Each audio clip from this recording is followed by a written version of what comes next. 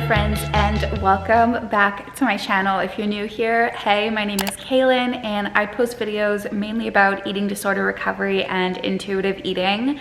So if that's something that you're interested in, I would love for you to click onto that subscribe button down below and become part of our little family. Today's video is actually going to be a really special one for me. Mother's Day is coming up, which is always kind of a difficult holiday for me. As most of you know, my mom is no longer on this beautiful planet with us. But I would share some recipes that I would want to make her if she was still here, so that maybe you can share your mom or a loved one or just somebody who has been there to kind of parent you. Thought it would be a fun idea to share some of these recipe ideas. Work for my mom, even though she's not around. I just thought it would be a really, I don't know, something that would be really special for me. I did not get the chance of knowing my mom super well, so some of these recipes are going to be based in memories that I have around her, and others are going to be things that I think that she would like. Before we do get started with today's first recipe, I do want to thank Ana Luisa for sponsoring this video, and we'll talk a little bit more about them later. If there's one thing that you should know about my mom, is that she was a fantastic baker. She loved baking. My grandmother, which is her mom, is also an amazing baker. Cooking was not her forte. My dad used to be a chef, so he really introduced her to a lot of different kinds of cuisine. So for the first meal that I'm going to make today, it's going to be breakfast. I'm going to bake something so that I can sort of channel with her inner baking roots. Making one of my favorite banana breads ever. Really wish she could be here to try it. If one of you ends up making it for your mom or for somebody special in your life, or just for yourself, which is exactly what I'm doing, then that would make me so happy as well. So let me know if you try out this banana bread recipe, and you can also tag me on Instagram if you'd like. I love seeing when you recreate recipes for me. It literally makes me so happy. Banana bread. Most of my baking recipes are just one bowl recipes, and we're gonna stick with that theme today. So grab yourself a big bowl and let's make some delicious banana bread. I think that this could be a perfect addition to bring to a brunch, to deliver to somebody, just to tell them how important they are to you. My love language is food, and unfortunately my mom never really got to see how passionate I was about it. And even though I'm not a religious person, part of me just likes to think that she is with me in some way and is proud to see the work that I do, the content that I put out on YouTube, the kind of energy that I just put out into this universe. Even if I don't have like confirmation that she is here, I just know that she's so special to me, and I just want to honor her through these recipes and show that you can still be connected to somebody through food, even if they're no longer present with you. Let's get started. No crying today, okay? No crying. Got our bowl. Take 4 ripe bananas and just mash them in this beautiful bowl. Nothing you can do about it, baby, it's too late. I'm gone. Nothing you can do to make me change my mind. Come on. Nothing you can do about it, baby, it's too late. I'm gone. Nothing you can do to make me change. Okay, so to your mashed bananas, you're going to add in 1 large egg. You're gonna try to crack it nicely. Next up is a tablespoon or so of vanilla extract. 3 tablespoons of dark brown sugar. I'm gonna throw in the rest of this bag. Next up, you're gonna do 2 tablespoons of granulated sugar, teaspoon of ground cinnamon, teaspoon of baking soda, teaspoon of baking powder, and half of a teaspoon of salt. We can't talk. Shh. I can't tell you what I want. Nope. Around 3 tablespoons of melted butter. You were hot. God damn, she was hot. I met you in the summer. I never felt. And then I'm just gonna do 1.5 cups of all-purpose flour. By the fall you fell, and then I flew away, and I only wish that I had more to say. Nothing you can do about it, baby, it's too late. So I greased a baking dish, and on the bottom of the baking dish, I'm just going to place some sugar, and then you're just going to make sure that the sugar coats each side of the little baking dish. It's gonna add like a nice little crust. You don't have to be perfect. I know that everybody says baking is a science. I wing things most of the time, and I think that they turn out okay. Let's add, oh, this smells so good. Dough is so good. My mom was not the type of mom to say like, don't eat the cookie dough, don't lick the bowl for the batter because of like salmonella. She was like, worth the risk, kids, it's cookie dough, it's so good. For the top, we're gonna do the same thing with the sugar. This makes it look so shiny and again, just gives it like such a nice, beautiful crust. And now we're gonna bake her at 350 for around an hour. Our banana bread just came out of the oven and I cannot wait a second longer. So let's eat it. The tin is still really hot, so I'm gonna try to get this out in one piece. Like flip it.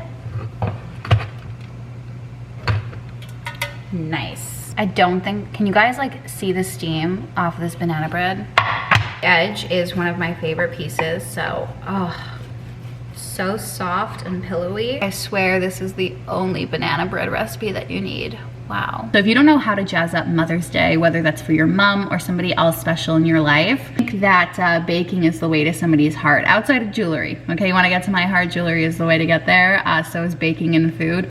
I think that this banana bread would just about do it as well.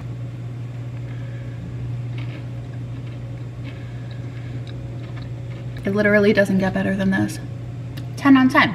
10 on 10. Before we move on to our next cooking segment, I want to thank Ana Luisa for sponsoring this video and also for kind of being like a YouTube parent for me, or a sponsor parent, I should say. They've been here since the very beginning. They were my very first sponsor, and it's been so amazing for me to grow and for me to also witness Ana Luisa as a company to continue to grow with me. I think has been just an incredible and magical experience to be a part of. As y'all know, I am always decked out in Ana Luisa. If I'm wearing jewelry, is it gonna be from Ana Luisa? It is, okay? Because I love every single piece that they've ever put out. And I don't think that I can say that about like any other brand ever. I've loved literally every piece that I've ever received from them. And I think that Mother's Day is the perfect opportunity to gift something to somebody that you love, to buy something for yourself, which is what I did.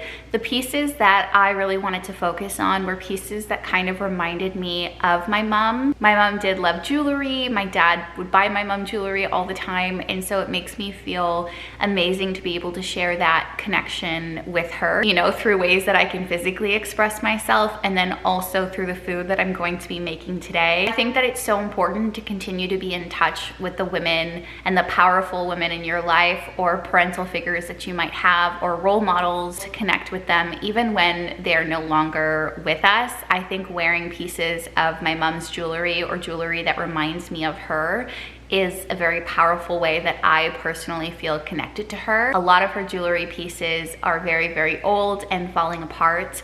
And she had these beautiful gold earrings. I still have them in my jewelry box upstairs. So I'll take a photo and I'm gonna insert the photo right over here. Beautiful gold earrings, and they're broken. The clasp, it's just so hard for them to stay like in my ear without falling apart. It like needs to be straightened somehow. I found gold earrings on Ana Luisa's website that just reminds me of those earrings that like almost every mom just seems to have. Or those gold earrings, I would get so many compliments on them. And so when I saw that those gold hoops were on Ana Luisa, I just knew that they were coming home with me. One day, if I do have a child who, you know, loves to wear earrings, that I can just pass it down to them, and so that they could have a piece of me, they can have a piece of their grandmother who's not here. I just think that recipes as well as jewelry is something that can be passed down from generation to generation. I think that just makes me so happy. But these are the gold hoops that I was talking about. These hoops are just so beautiful. I love the size of them. I feel like hoops are either too big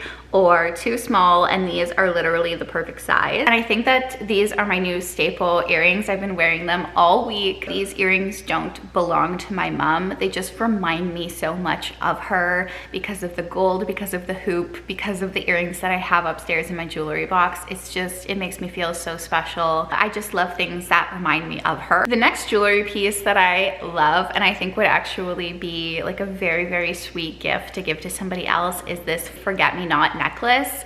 It sounds a little bit sad, but I think that it can also just be so sweet. Forget-me-nots on the little pendant. I just think the detail is so elegant, so sweet, and it really just adds a nice touch to this specific jewelry piece. The inspiration of the hoops as well as that forget-me-not necklace really came from my mom, and the inspiration from these next two pieces really came from myself. I kind of wanted to see a blend of both of us within the jewelry that I wanted to show you guys today. So the second pair of earrings, I'm wearing them right now. They are these cute little daisy earrings. I'm somebody who just thrives in spring. I didn't even realize that it was one of my favorite seasons until recently. My mom's birthday is in spring, and so it makes me feel, again, very connected to her. Having earrings like this that are a little bit quirky, a little bit different, I think is so wonderful. And I think that having these two sets of earrings next to each other also gives us this perfect representation of everything that Ana Luisa can offer. They can have something classy, never really goes out of style, and then something that is a bit more on trend or a little bit more out there. A way that it just shines so authentically on its own that any Ana Luisa jewelry can just instantly just bump up any kind of outfit. Really, truly. I don't know how they do it, but anytime I don't wear my jewelry, I feel naked. And then the last piece I chose is, it looks like this moon is like hugging this really big star. It was my interpretation on this piece, which I thought was just, it was really cool to see like the moon in two different phases. My own interpretation. Is it true? It doesn't really have to be, because that is what I see. And when I see Ana Luisa's pieces, I personally see art, I see stories, I see tradition, and I'm just so incredibly blessed to be able to share some of that with you. If you want to get a beautiful piece for your mom or for somebody special in your life, or just to treat yourself, you can use the code that's on the screen right here to save money at checkout. I'm forever grateful that Ana Luisa continues to partner with me, continues to show up in my corner and support me. It means so much to me. And thank you to all of you who continuously support me with your comments,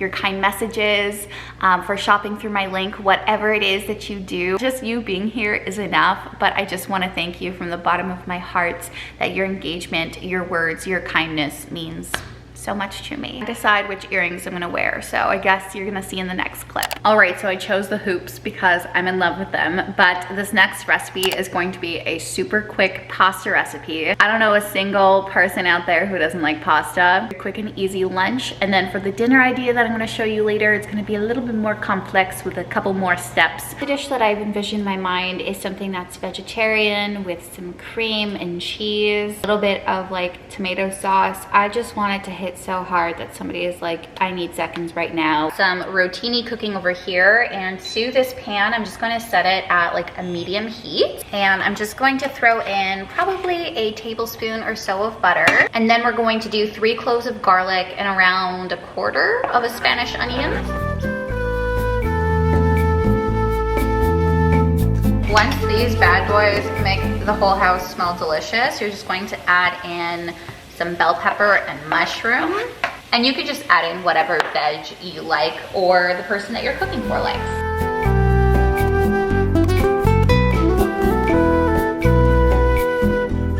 I have some white wine in my fridge, so I'm just going to throw in probably like 1/4 cup.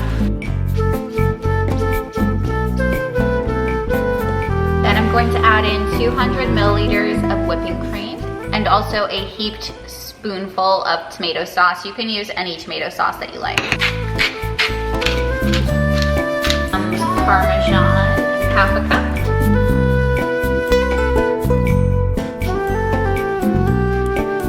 Some spinach in there. Mom's favorite veggies with spinach, so this feels nice. Sauce is super versatile, and you can just add whatever your heart desires. I'm gonna add in our cooked pasta. And before serving, you're just going to top it with some cracked black pepper and a little bit more Parmesan cheese. That does look pretty good, if I do say so myself.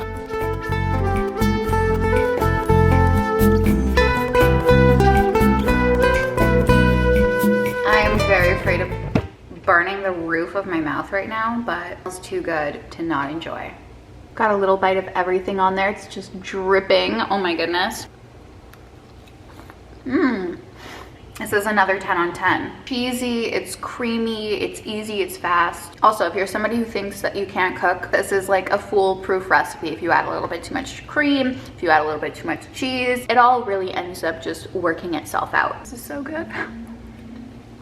For our last recipe today, we are going to be making something that it takes a little bit of time, yes, but personally I find it's super impressive and really not as hard as people make it out to be.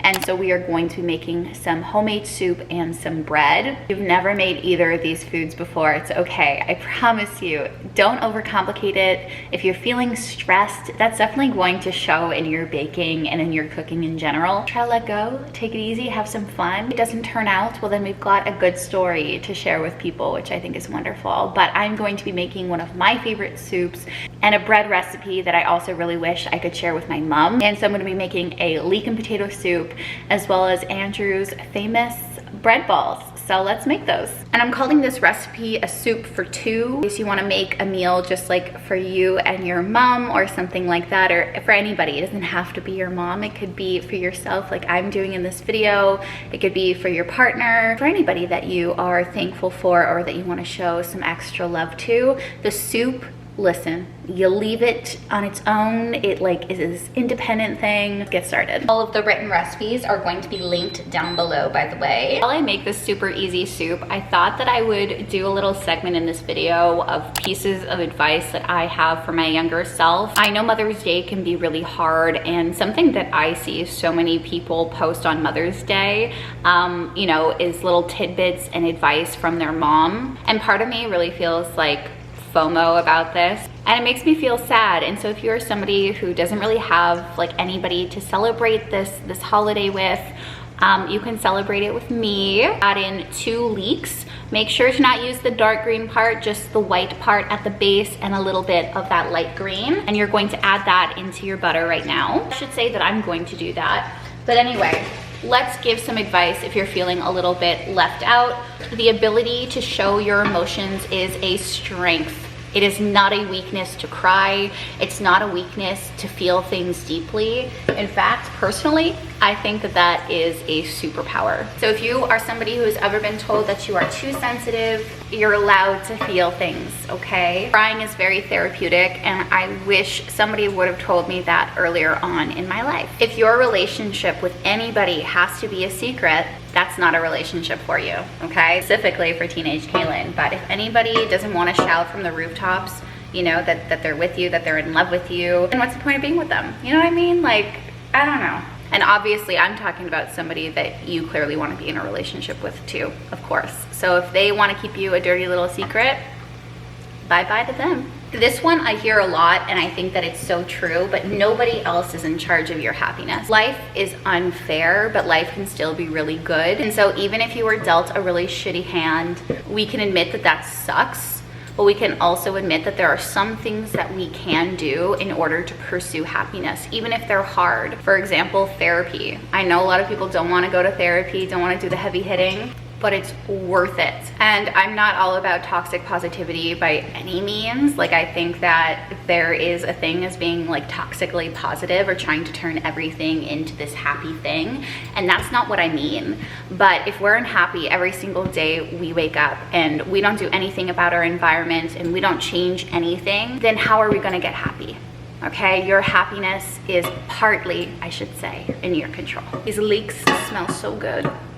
This is something that I actually teach to every single one of my clients as well, but if something still bugs you 24 hours after an incident happened, like somebody said something, somebody did something, and it's still sitting with you 24 hours later and bugging you, you've got 48 hours to say something. It's your choice. We are either gonna let it go, or we are going to talk to that person. But that person's not a mind reader. They don't know what's going on in your mind. So communicate with people and communicate quickly. If there's something that you've been holding in for years, let it out. It's not doing you or that person a favor by any means. The leeks smell so good. And now I'm going to add in my potatoes. I have around 4 to 5 medium-sized chopped and diced potatoes. I use the yellow ones because I think that they're the best in soup. The next piece of advice: wear whatever you want. You want to be eccentric and wear bright colors, wear them. Want to wear crop tops, wear them. You want to be covered head from toe, do that. There's nobody stopping you except yourself. Clothes now. Don't wait until you're 80 years old to finally wear the crop top. Come on.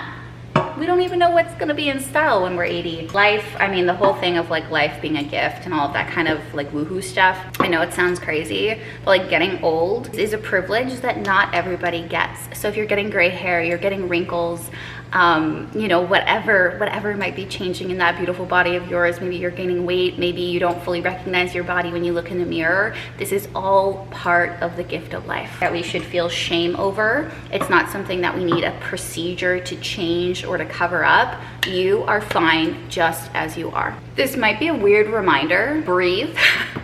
I wish I had somebody like checking in on me throughout the day just to tell me to breathe. Like, take a breath, check in with yourself, and see what you're doing. See if what you're doing makes you happy. See if you need anything, like a glass of water. Actually, I'm checking in with myself right now, and I need water. To that body of yours.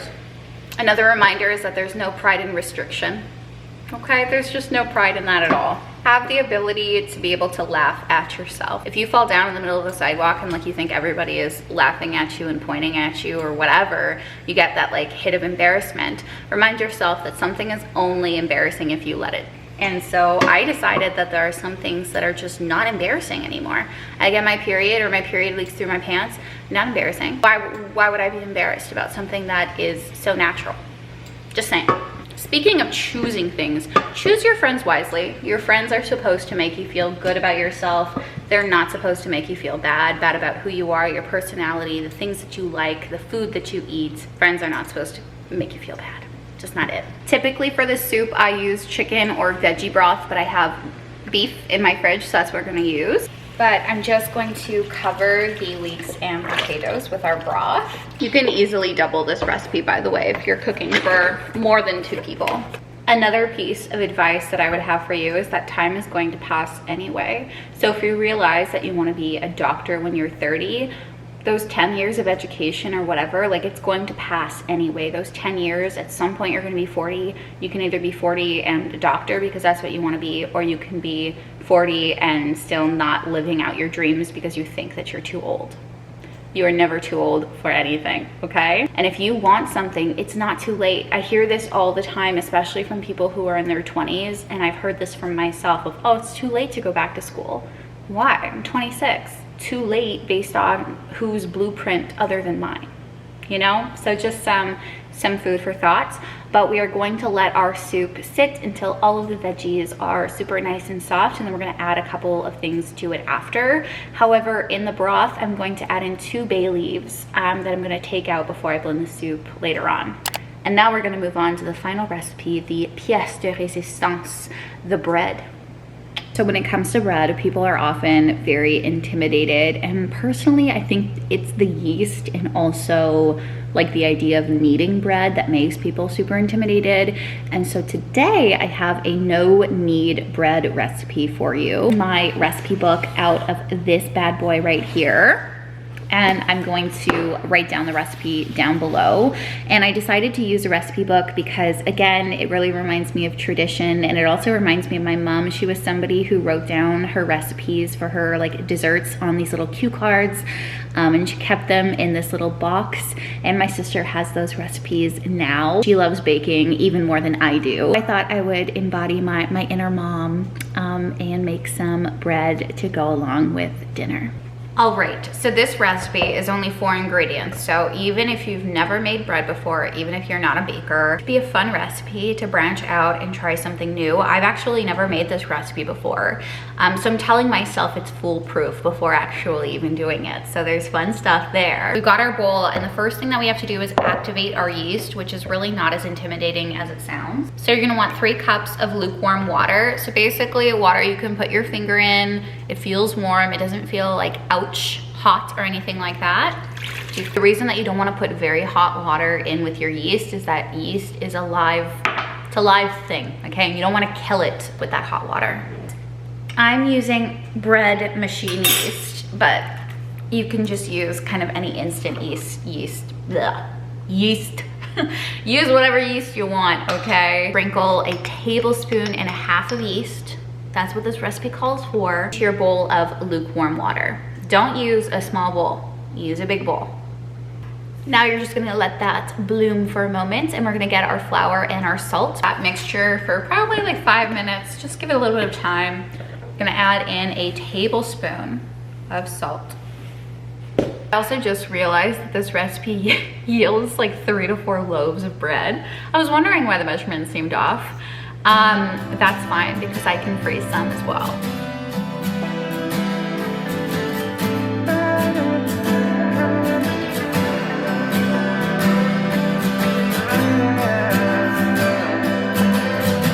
So this should make a very sticky rough dough. At least that's what you're hoping for. A butterfly with a broken wing. You might be tempted to add like more water because the dough is dry. Just keep mixing, okay? A flat spatula like this is probably going to be easiest for a recipe. So in the end, you should have this like tacky dough that sticks to your fingers slightly, but that you can still pull away. Like it's not all entangled in my fingers. The most important thing about bread is that you leave it alone. You let it do its thing. It's combined and there's no flour on the bottom of the bowl.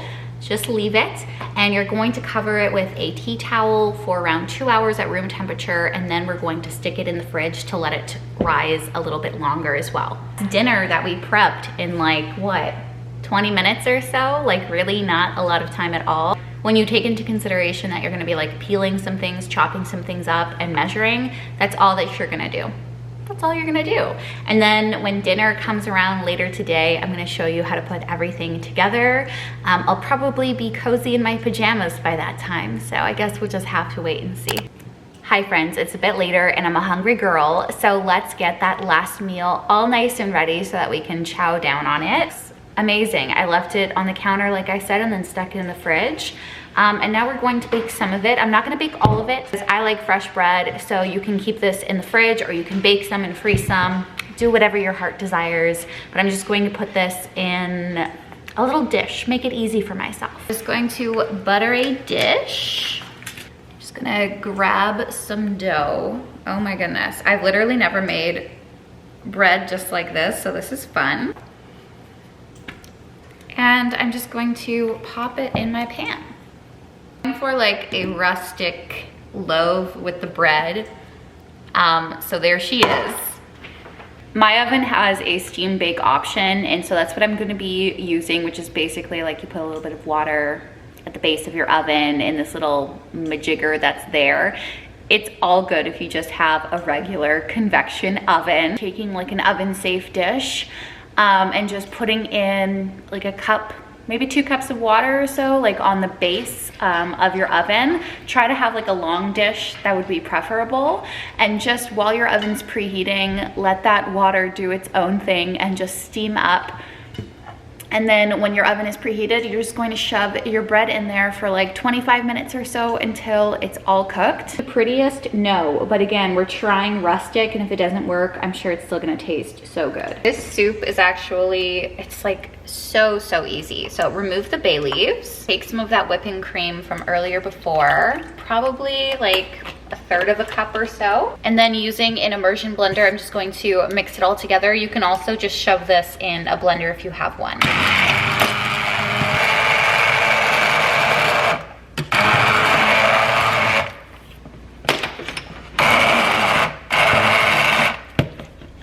Then lastly, you're going to be quite liberal with your salt and your pepper. I like the veggies to really speak for themselves. In this soup in particular, I like it maybe a little bit more plain, but you can zhuzh this up a little bit if you'd like.